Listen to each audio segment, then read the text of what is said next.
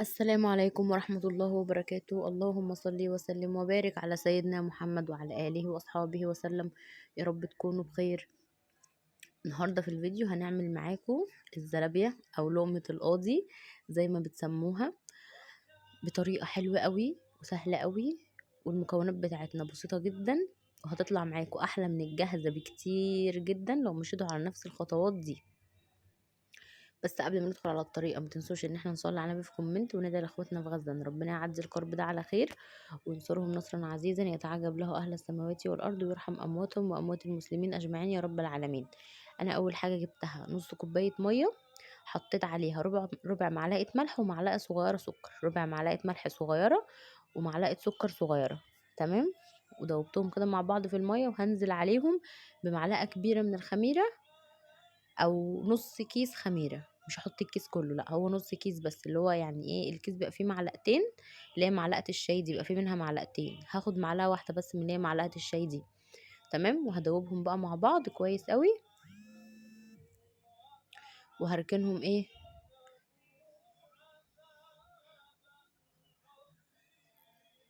وهركنهم على جنب لحد ما ايه، اخلط بقى باقي المواد الجافه كلها مع بعضها. تمام كده. هركنهم بقى على جنب شويه على ما احط المواد الجافه بتاعتي. المواد الجافه بتاعتي عباره عن ايه، كوبايتين دقيق، وطبعا حسب الكميه اللي انت هتعمليها، هتعملي كميه اكتر من دي هتزودي الخميره، هتعملي كميه اقل من دي هتقللي الخميره. تمام كده. انا نزلت بكوبايتين دقيق ونص كوبايه نشا، ودول عملوا معايا كميه حلوه قوي، ومعلقتين من الكاستر، ممكن تستغني عنهم وممكن تبدليهم بلبن بودره. تمام كده. يعني معلقتين الكاستر دول ممكن تستغني عنهم خالص، وممكن تبدليهم بلبن بودرة، بيدوا بس تست حلو كده للزرابية، وبيطلع كمان لونها حلو قوي. ونزلت دلوقتي بنص كوباية المية بالخميرة اللي انا كنت مدوبة فيها الخميرة، والخميرة اول ما اتأكدت ان هي فصلت كده عن المية، اتأكدت ان الخميرة بتاعتي كويسة جدا. الخطوة دي مهمة جدا علشان خاطر تتأكدي الخميرة بتاعتك شغالة ولا بايظة. تمام.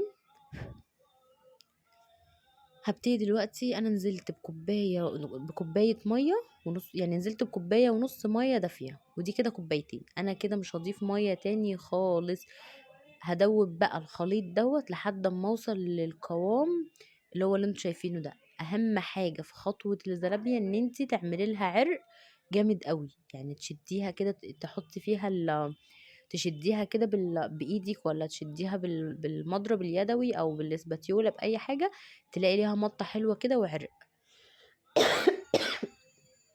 عفوا، اهو شايفين المطه دي اهم حاجه في الزلابيه، ان تلاقيها المطه دي. احنا عايزين القوام اللي انتوا شايفينه دوت، ولا قوام سايل قوي ولا قوام تقيل قوي، قوام يكون ايه، مظبوط كده زي ما انتوا شايفينه، ويكون ليه المطه الحلوه قوي دي. هسيبه بقى ان هو يخمر تماما، بعد ما يعني خدي لك كده ايه 8 9 دقايق 10 دقايق عجن كده فيها بس عشان تربي عرق. تمام كده. شايفين المطه الخطيره دي، احنا عايزينها في العجينه كده بقى. بعد ما سبتها خمرت خالص ببتدي دلوقتي ان انا هبط خمرانها، عشان خاطر لازم تعملي الخطوه دي برضو، ان يعني ايه، الفوم اللي حصل في العجينه والخمر اللي حصل في العجينه تهبطيه، يهبط تاني. وفي طريقتين بقى للتشكيل، الطريقه اللي هي بتاعه الكيس والطريقه اللي هي بالمعلقه. انا هعمل معاكم الطريقتين وهقول لكم انهي طريقه الافضل، يعني اللي هي او اللي انا بفضلها. تمام.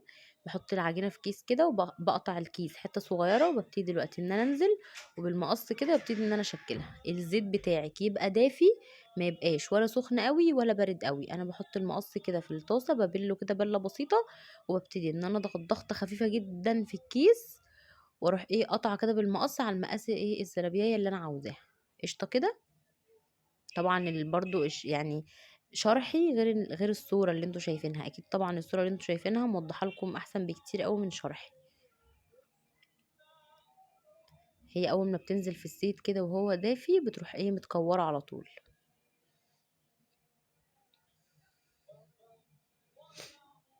والزيت بتاعك يكون زيت غزير، واحنا هنحمرها على مرتين عشان تطلع مقرمشه كده، وتطلع كريسبي كده، طريه من جوه وناشفه من بره، هنحمرها على مرتين. انا هديها يعني اول ما تاخد كده اللون الاصفر الخفيف ده هروح مطلعاها لحد ما اخلص الكميه كلها، واروح راجعه ردها تاني في زيت سخن. تمام. وهقول لكم برضو ايدك فيها كده ان الزلابيه عشان بتبقى مدوره ما بتتقلبش. انت ايدك فيها كده على طول، اقعدي لفي ايدك كده زي ما انا بلف ايدي كده في الزيت في الطاسه، اقعدي لفي ايدك كده فيها. ده بقى القمع اللي هو ايه المعيار، اصغر معيار عندي. ممكن تجيبي اي معلقه، عارفه معلقه الشاي، ممكن تقطعي بيها، مش لازم القمع او مش لازم المعيار دوت. اهي اول ما تاخد اللون الاصفر الخفيف ده اروح مطلعاها كده. ده اول شكل اللي هو بالكيس. تمام. ده انا بالنسبه لي يعني الطريقه دي اسهل بكتير قوي من المعلقه، يعني دي بتنجز معايا اسرع. هجيب بقى الطبق كده احطه قدامي، وهبل المعلقه دي بالميه او الزيت، بس انا بلها بميه، وهعاير كده واروح نازله فيها. هقطع كده، هاخدها كده العجينه على ايدي زي ما انتوا شايفينها، واروح قايساها كده، اروح قطعاها كده بالمعلقه، واروح نازله في الزيت بيها على طول. برضو اول ما بتنزل في الزيت كده بتروح متكوره على طول اهو. ده الشكل التاني اللي هو بالمعلقه، ممكن تشكلي بيه، بس انا بفضل الطريقه اللي هي بالكيس، بتبقى الكميه كلها في الكيس، فبقدر ان اتحكم فيها، فبقدر ان اشكلها، وبتبقى معايا اسهل بكتير قوي من المعلقه. يعني انا عملت الكميه اللي في الصينيه دي طلعتها بالكيس ما حمرتش معايا، دي يعني واحده والتانية كده بتاخد وقت في التحمير اهو. ممكن تعملي بالمعلقه دي اللي هي معلقه الشاي العاديه جدا الصغيره، برضو تبليها كده سنه ميه وتقطعي بيها بالشكل ده كده. بس كده الطريقتين اللي انت ممكن تشكلي بيهم لقمه القاضي بتاعتك. برضو اول ما تاخد اللون الاصفر الخفيف ده هروح مطلعاها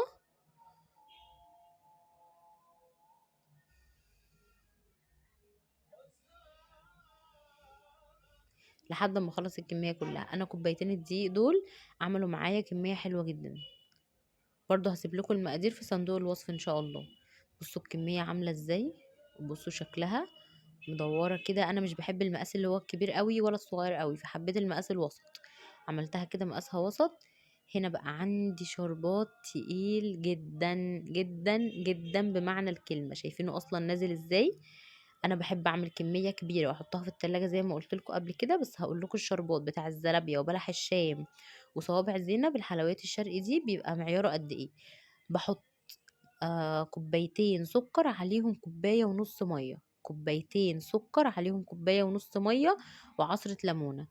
ولو عندك عسل كلوكوز بتحطي معلقه، ما عندكيش مش مشكله، بتحطي عصره الليمونه وما تقلبيهوش خالص لحد ما السكر يدوب ويبتدي ان هو يغلي معاكي. عشان لو قلبتي الشربات وهو لسه السكر فيه، لو قلبتي السكر على النار كده وهو لسه مسحش في الميه وما غليش، هيسكر معاكي، ولما تحطيه في التلاجة هيسكر كده ويعقد، احنا مش عاوزينه كده. تمام.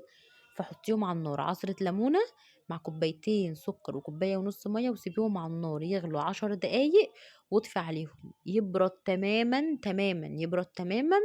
وبعد كده حطيه في التلاجة يسقع شوية وطلعيه، اعملي بقى زلابية، بلح الشام، صوابع زينب. هيبقى الشربات حلو قوي. لازم يبقى تقيل وساقع جدا، والزلابية بتاعتك تكون سخنة، يعني الزلابية تبقى سخنة تطلعيها من الطاسة على الشربات اللي هو الساقع دوت التقيل، عشان خاطر تطلع معاكي كريسبي طرية من جوه وناشفة من بره. لو الزلابية بتاعتك ساقعة والشربات ساقع هتطلع ناشفة من بره ومن جوه. ولو الشربات سخن وخفيف والزلابية بتاعتك سخنة، الزلابية هتطلع طرية جدا جدا جدا وعاملة زي العجين كده، زي العيش كده بالظبط. عشان تاكليها زي بتاعت بره واحلى كمان، يبقى الشربات بتاعك تقيل ساقع. تمام. والزلابيه تكون سخنه كده. انا الشربات بتاعي كان ساقع طبعا، كنت عاملاه قبلها بيوم وحطاه في التلاجة، وشايلاه في التلاجة. طلعته من التلاجة، فضيت حبة منه في طبق كده على قد الكمية اللي هعملها. والزلابية هي بطلعها بعد ما بتحمر كده وبتاخد اللون الذهبي ده، بروح مطلعاها كده من الطاسة، نازلة في الشربات على طول، عشان خاطر تطلع معايا كريسبي، تبقى طرية من جوه وناشفة من بره. تمام كده. الخطوات كلها واضحة قدامكم زي ما انتوا شايفينها. هحمر بقى كمية الزلابية كلها وايدي فيها زي ما انتوا شايفين كده، بلف ايدي فيها كده يمين وشمال ومن فوق وتحت، وبقلب. انا لقيت الكمية دي في الطاسة كتير قوي فشلت منها حبة. ايدي بقى فيها كده عمالة الف فيها، وهقلب برضو ايه الزلابية كده وهي في العسل، وهطلعها على مصفى طبعا عشان خاطر تصفي العسل الزيادة اللي فيها ده كله، ما تبقاش مسكرة قوي معاكي. طلعيها على مصفى. لو انت بتحبيش الحاجه سكرها زياده قوي طلعيها على مصفى عشان خاطر تنزل السكر الزياده اللي فيها وتاخد السكر المظبوط بس بتاعها. لو طلعتيها في طبق على طول الشربات بتاعها هيفضل موجود فيها فهتبقى مسكره قوي. اهو بصوا انا ايدي اساسا فيها ازاي، يعني بصوا انا ايدي دلوقتي في الزلابيه ازاي عماله الف فيها، يعني انا ايدي بقلب بيها الزلابيه والايد التانية شغاله بطلع كده من الشربات. حاولي ان انت ايه توفقي نفسك كده في الاتنين عشان خاطر الزلابيه اللي في الطاسه ما تتحرقش منك وتطلع منك جنب وجنب، او جنب ابيض وجنب بني، لا خليها كلها تطلع لون واحد كده زي ما انتوا شايفينها طالعه من الشربات عامله ازاي. كانت حلوه جدا جدا جدا جدا جدا، حاجه كده خطيره.